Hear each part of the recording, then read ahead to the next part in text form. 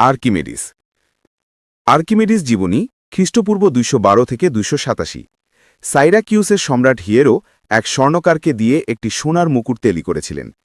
মুকুটটি হাতে পাওয়ার পর সম্রাটের মনে হল এর মধ্যে খাদ মেশানো আছে, কিন্তু স্বর্ণকার খাদের কথা অস্বীকার করল। কিন্তু সম্রাটের মনের সন্দেহ দূর হল না। তিনি প্রকৃত সত্য নিরূপণের ভার দিলেন রাজদরবারের বিজ্ঞানী আর্কিমেডিসের উপর। মহাভাবনায় পড়ে গেলেন আর্কিমেডিস। সম্রাটের আদেশে মুকুটের কোনো ক্ষতি করা যাবে না। আর্কিমেডিস ভেবে পান না মুকুট না ভেঙে কেমন করে তার খাদ নির্ণয় করবেন। কয়েকদিন কেটে গেল। ক্রমশই অস্থির হয়ে ওঠেন আর্কিমেডিস। একদিন দুপুরবেলায় মুকুটের কথা ভাবতে ভাবতে সমস্ত পোশাক খুলে চৌবাচ্চায় স্নান করতে নেমেছেন। পানিতে শরীর ডুবতেই আর্কিমেডিস লক্ষ্য করলেন কিছুটা পানি চৌবাচ্চা থেকে উপচে পড়ল। মুহূর্তেই তার মাথায় এক নতুন চিন্তার উন্মেষ হল। এক লাফে চৌবাচ্চা থেকে উঠে পড়লেন। তিনি ভুলে গেলেন তার শরীরে কোনো পোশাক নেই। সমস্যা সমাধানের আনন্দে নগ্ন অবস্থাতেই ছুটে গেলেন রাজদরবারে। মুকুটের সমান ওজনের সরিয়া নিলেন। এক পাত্র পানিতে মুকুটটি ডোবালেন।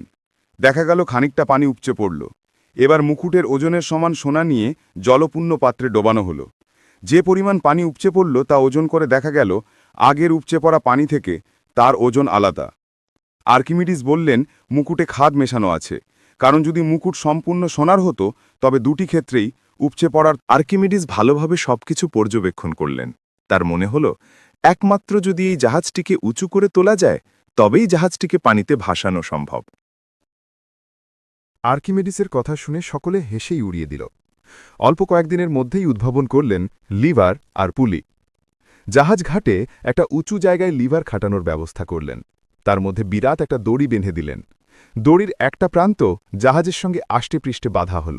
এই অদ্ভুত ব্যাপার দেখতে সম্রাট হিয়েরো নিজেই এলেন জাহাজ ঘাটায়। নগর ভেঙে যেখানে যত মানুষ ছিল সকলে জড়ো হয়েছে।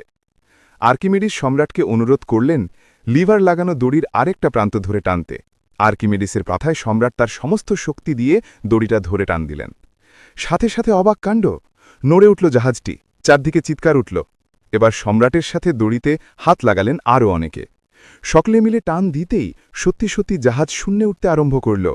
সম্রাট আনন্দে বুকে জড়িয়ে ধরলেন আর্কিমেডিসকে।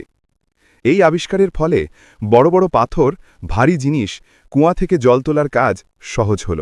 আর্কিমেডিস সম্রাটকে অনুরোধ করলেন লিভার লাগানো দড়ির আরেকটা প্রান্ত ধরে টানতে।